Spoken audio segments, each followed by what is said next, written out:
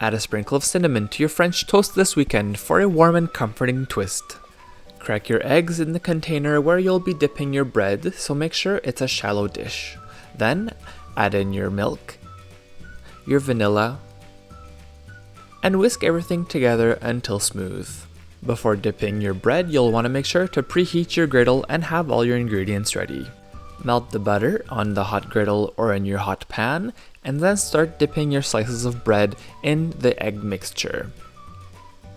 Make sure that they are soaked through on both sides, and then remove them from the egg mixture, letting any excess drip off before placing them on the hot griddle. The amount of French toast you'll cook at a time will depend on the size of the griddle.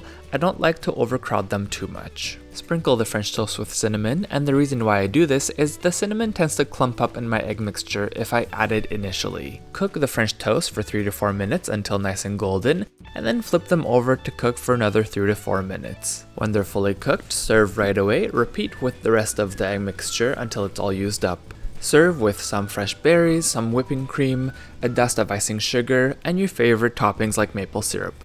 Find this recipe and more brunch ideas at FrenchKissCook.com.